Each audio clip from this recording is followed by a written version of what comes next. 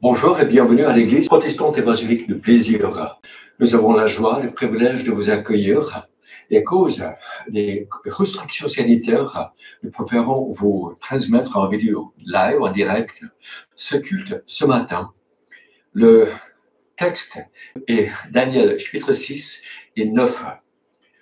Au niveau des annonces, rappelons-nous tout simplement les 7 gestes barrières pour protéger les uns les autres afin que Dieu donne la santé aux uns et aux autres. Donc, l'Assemblée générale du 22 mars est reportée à une date ultérieure. L'Assemblée générale de l'AFP, Cœur des Yvelines, est maintenue pour le moment, jusqu'au nouvel ordre. Derniers 6 et 9, comment être vraiment utile? Nous sommes dans des moments de crise, des petites crises et des grandes crises. Comment faire de sorte que notre vie, sa vie fait vraiment une différence? Comment faire pour que notre vie, notre courte existence puisse venir apporter, changer, servir à quelque chose?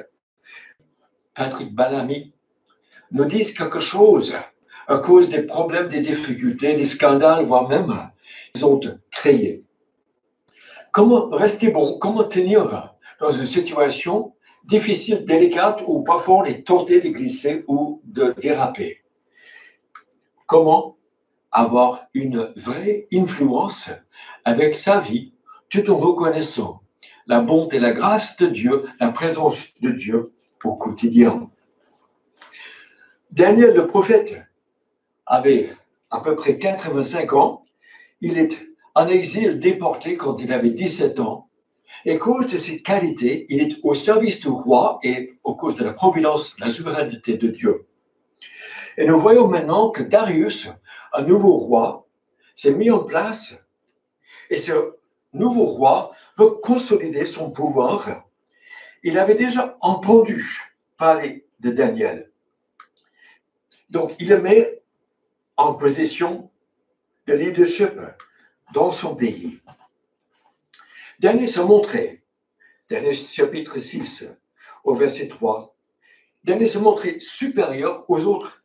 Il avait donc une attitude responsable, serviable, une attitude aussi qui était à montrer des compétences, capacités données par Dieu pour bénir et pour servir. Donc, un très bon témoignage.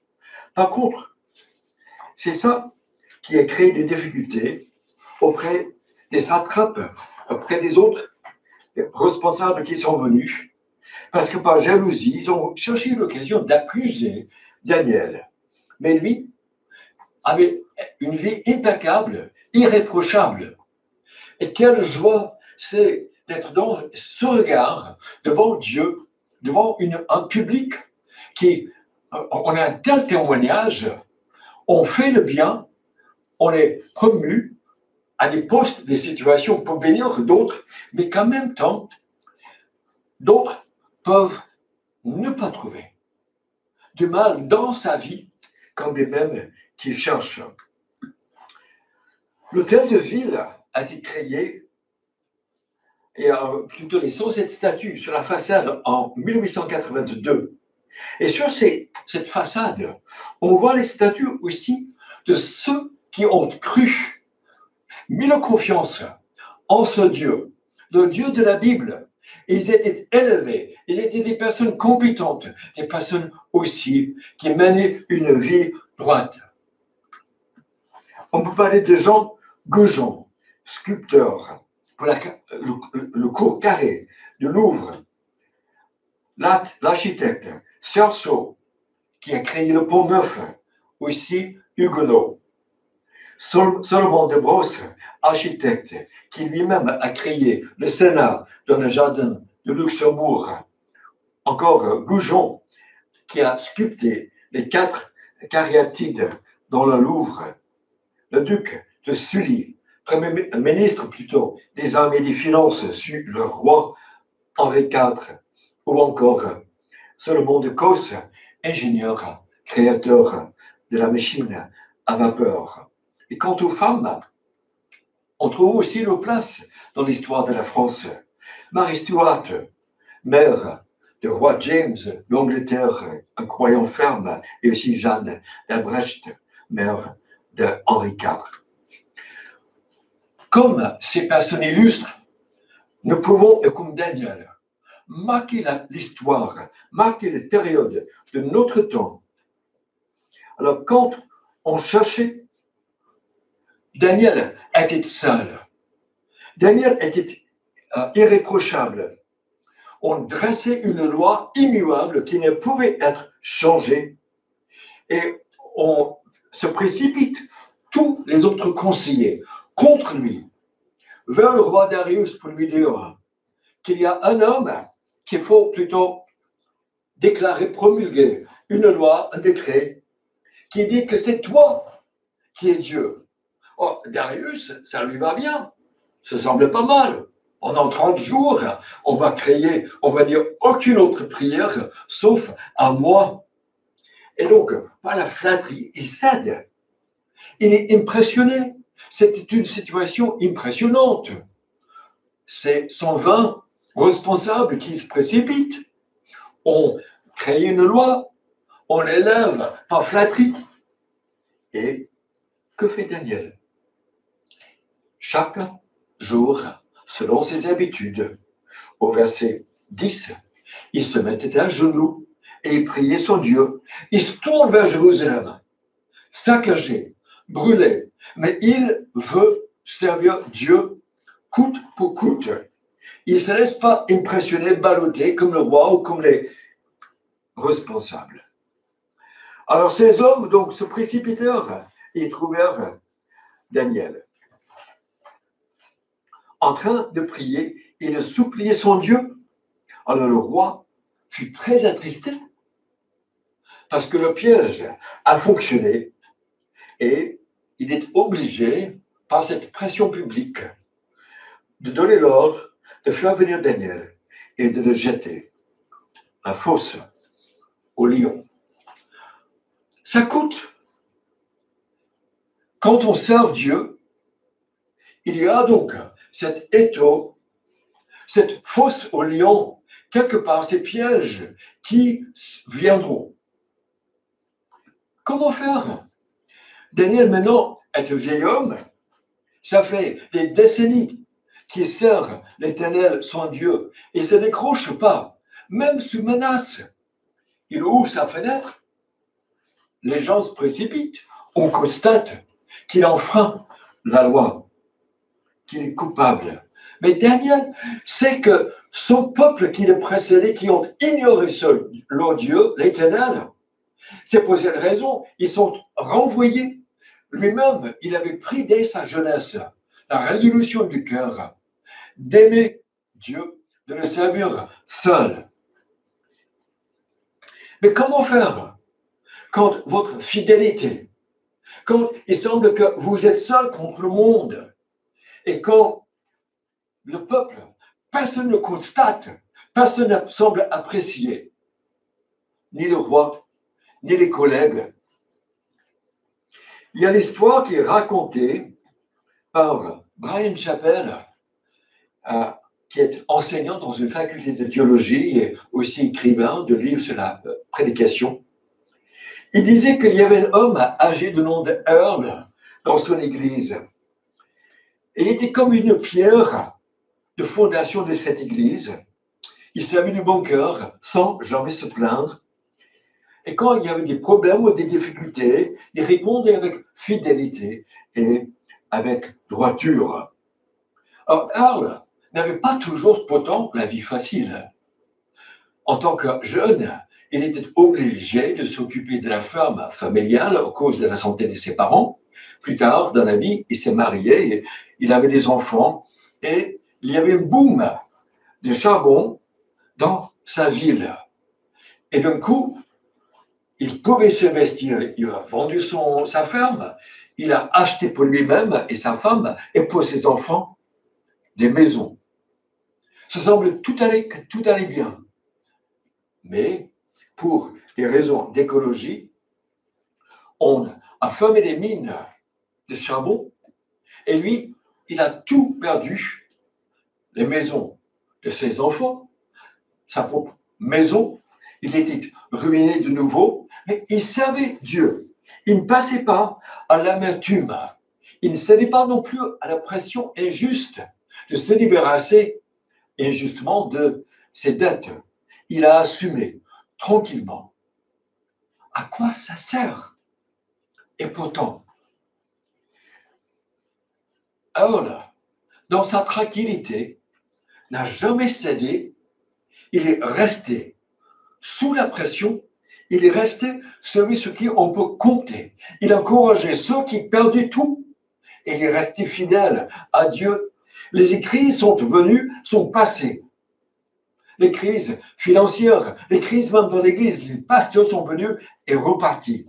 Les querelles, les difficultés sont venues et repartis. Et Earl est resté stable.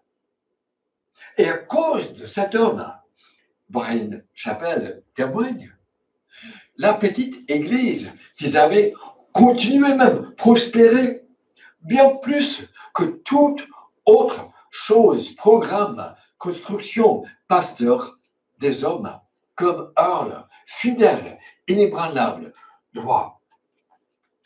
Elle est morte, sans savoir le bien qu'il avait apporté dans ce monde. Et pourtant, Chappell dit que lui, en tant que jeune, l'a regardé. Et 8 autres jeunes sont partis à l'école biblique à cause de Earl, à cause de sa fidélité. Ils ont pu voir et constater Dieu avec lui, présent dans les tribulations, dans les difficultés de la vie. Et Chappell raconte que Earl aurait sauté de joie s'il a su que lui, par sa vie, il a pu faire conduire quelqu'un à Christ. Et bien plus que ça. Des milliers de personnes sont venues à la connaissance de Jésus-Christ par ces 8 jeunes. Ils sont restés fermes et même partis pour servir le Christ à cause du témoignage d'hommes et de femmes fidèles dans les moments de crise. Il faut du courage quand on ne sait pas à quoi, quelle différence on fait dans sa vie, dans les difficultés. Et pourtant, avec un certain courage, Dieu bénit même au-delà de ce qu'on peut constater ou savoir.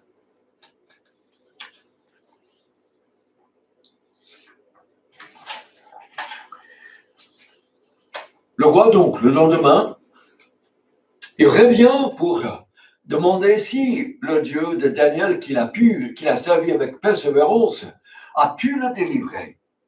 Et Daniel répond au verset 21 de Daniel chapitre 6, « Mon Dieu a envoyé son ange et fermé la gueule des lions.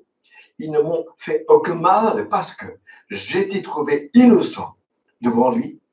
Devant toi non plus, roi, je n'ai fait rien de mal. » Et on ne trouvait aucune blessure sur lui parce qu'il avait eu confiance en son Dieu.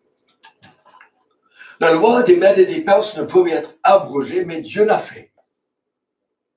Quand Dieu veut, dans sa souveraineté, bénir et protéger, non pas toujours nous écarter des dangers, des difficultés, mais de nous accompagner, être avec nous dans les difficultés pour nous délivrer de la gueule des lions. L'apôtre Jacques, pasteur à Jérusalem, disait « Soumettez-vous à Dieu, résistez au diable et il fuira loin de vous. » Le nom de Daniel, face à cette pression, a fait que Dieu dise oui.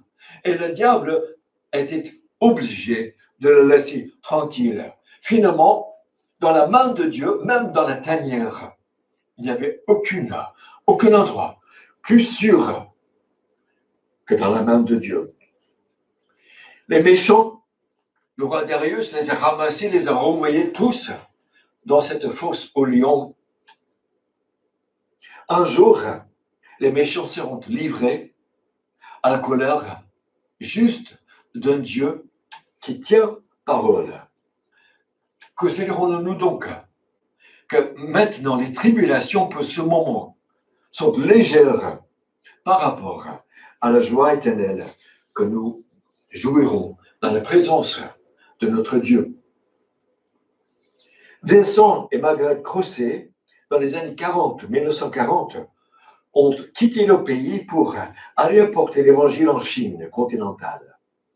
Ils ont lutté contre la pauvreté et le paganisme dans un village isolé, et après beaucoup de souffrances, un simple groupe de croyants, un groupe biblique, a été établi. Jusqu'en 1949, où le gouvernement communiste a expulsé tous les étrangers. Et pendant près de 40 ans, ils ont continué, ils ont persévéré à tout simplement prier Dieu. Ils ont gardé leurs fenêtres ouvertes vers la Chine, vers ces petits groupes. Et quand finalement le communisme est passé et la liberté, d'une certaine forme, est revenue, ils sont partis en Chine pour voir le petit groupe biblique. Mais ils ne l'ont pas trouvé. À la place, ils ont trouvé une église de 4000 personnes qui avait engendré à la place aussi pas moins de 12 autres églises qui comptaient 1000 personnes chaque. Que fait Dieu de par nos prières d'être un peuple fidèle qui ne lâche pas mais qui compte sur la grâce et la fidélité de Dieu. Si on lui fait confiance, Dieu fermera la bouche du lion. Et le Dieu qui accompagne dans la tanière vous accompagne aussi. L'influence sur le roi Darius a été exprimée par cette attestation au verset 26. J'ordonne que dans toute l'étendue de mon royaume, on ait de la crainte et un profond respect pour le Dieu de Daniel. En effet, il est le Dieu vivant, il subsiste éternellement, son royaume ne sera jamais détruit. Et sa domination durera jusqu'à la fin. C'est lui qui délivre et qui sauve, qui accomplit les signes et les miracles dans le ciel, sur la terre. C'est lui qui a délivré Daniel de la griffe des lions. Et Daniel prospéra, mais seulement après. Dieu peut nous mettre à l'épreuve. Restons bons. Et par nos relations, les gens peuvent constater qu'il y a un Dieu qui tient ce monde et qui est béni. Comment faire une différence comme Daniel?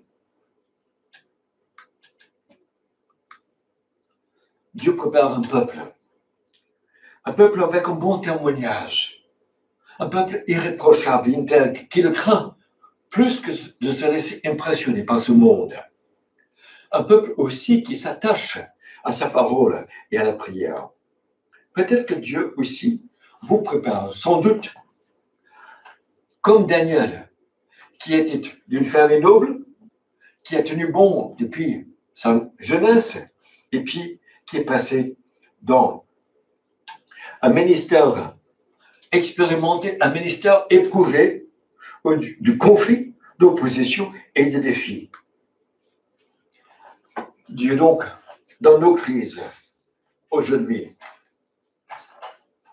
il y a encore une crise à ne pas oublier, c'est la crise éternelle, où Satan, beaucoup seront condamnés pour l'éternité, et d'autres seront pardonnés, graciés, et avec Dieu éternel pour l'éternité.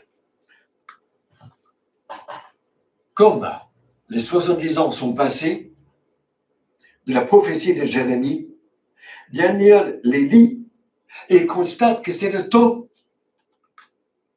pour que Dieu prépare son peuple pour revenir dans le pays.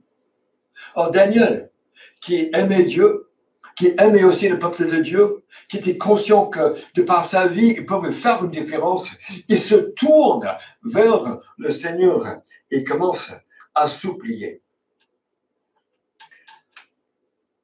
Dès cette première année du roi Darius, la même année, il ne pouvait donc ne pas prier. Il fallait donc qu'il soit devant sa fenêtre, tourné pour prier son Dieu, pour le peuple, parce qu'il a compris que Dieu voulait bénir, Dieu voulait agir, mais que le peuple n'était pas encore prêt.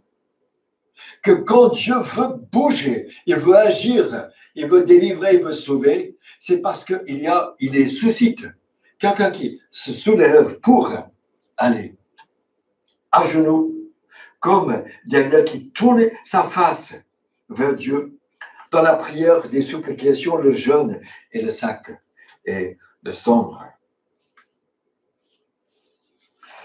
Et donc Daniel jeûnait. Parfois, nous voulons crier de joie, il y a des moments, mais il faut aussi s'aimer dans les larmes. Il faut tenir bon. Il faut s'accorder avec notre Dieu et ses plans et ce que nous lisons dans sa parole, que, comme Daniel, nous le prenons au cœur pour supplier Dieu, pour nous humilier, pas comme Nebuchadnezzar qui s'est levé ou comme Belshazzar qui a fait la fête avant sa défaite, mais de permettre qu'on s'accorde avec Dieu et qu'on accepte ses fardeaux pour prier, pour que Dieu, dans les crises autour de nous, l'éternité qui est en jeu, qu'on se mette à genoux de face à notre Dieu et qu'on lui demande grâce. On voit cette demande de Daniel, mon Dieu, et commence par une relation, il est clairement son Dieu, mais en même temps, il est un Dieu grand et redoutable, qui garde son alliance, Dieu qui garde sa promesse, Dieu fidèle. Daniel donc vient à ce Dieu à cause de son alliance, ce Dieu qui a choisi un peuple, un Dieu qui a payé par le sang des agneaux pour un peuple en préfigurant le Christ. Il plaide donc cette miséricorde. Mais face à cette miséricorde, il constate son iniquité, l'iniquité de son peuple. Il ne s'en distingue pas. Il reconnaît que lui et Israël ont péché, commis des iniquités, étaient méchants, rebelles, détournés de ses commandements, de ses ordonnances. Ils n'ont pas les écoutés. Et donc, le résultat, c'est que le pays est saccagé. Confusion, culpabilité, confusion. Et quand on ne suit pas Dieu, il y a des conséquences énormes ici-bas où le péché ravage, happe et détruit ses bénédictions. Et Daniel prend le soin de les reconnaître. Nos chers amis ce matin, si on s'approche de Dieu et on sait, on peut être sensible à sa voix, à reconnaître devant lui nos fautes et nos péchés pour nous en détourner, pour que le temps de rafraîchissement et de bénédiction vienne sur nous. Pas dire, c'est une faiblesse, c'est comme ça. Nous n'avons pas écouté. La calamité, une grande calamité. Cette calamité. Et malgré cette calamité, nous n'avons pas imploré l'Éternel, pas détourné de nos iniquités, pas été attentifs à sa vérité. Et l'Éternel donc a veillé sur cette calamité, mais nous n'avons pas écouté sa voix. Dieu nous parle dans sa parole. Et puis, Dieu nous parle par les circonstances de nos vies. Et quand on n'écoute pas, Dieu envoie les circonstances par amour et par grâce et par justice et par fidélité dans cette alliance pour nous rappeler, pour nous ramener à lui. Daniel constate donc avec une honnêteté complète péché, iniquité, infidélité, transgression, rébellion, pas écouter, pas chercher. Alors que Dieu aurait voulu, il avait des plans d'amour, d'une grande miséricorde, de grande compassion, fidélité, justice, pour garder son alliance, un Dieu grand, redoutable, pardon. Mais ces péchés, iniquités, ont couvert, ont empêché que Dieu agisse, que Dieu bénisse. Et donc Daniel prend pour de vrai. Cette situation, il constate la grande calamité, la ville détruite, les malédictions, les imprécations, la colère, la fureur de Dieu, la confusion de face et l'opprobre. Et donc Daniel, il veut réclamer, il veut demander. Il se met devant ce Dieu qui veut bénir, mais constate un peuple qui n'est pas prêt. Et lui-même, il se met avec eux. Et il se laisse sonder par ce Dieu. Il demande, parce qu'il est 70 ans, le moment est venu pour le pardon, pour se détourner, pour implorer l'Éternel, pour garder les commandements, pour observer les commandements et pour suivre ses lois. Et maintenant, Seigneur notre Dieu, maintenant, c'est maintenant le moment, il dit. Maintenant. Et quand on entend sa voix, et quand le royaume s'approche de nous, que Dieu nous donne ses cœurs pour répondre, c'est Dieu d'obéissance, c'est un Dieu qui se jette avec une certaine forme d'humilité, d'humiliation, même de larmes ou de tristesse, devant un Dieu face à ce que Dieu veut faire, peut faire, et le grand danger, les crises éternelles devant nous. Dernier verset de cette prière. Seigneur, écoute. Seigneur, pardonne. Seigneur, sois attentif. Seigneur, agis et ne tarde pas. Par amour pour toi, pas pour nous. Amour pour toi. Et Daniel se jette sur Dieu. Quelle différence fait notre vie? Quelle différence fait la vie de celui qui sert Dieu ou celui qui implore Dieu? J'ai parlé encore, j'ai prié, je confessais mon péché, le péché de mon peuple d'Israël.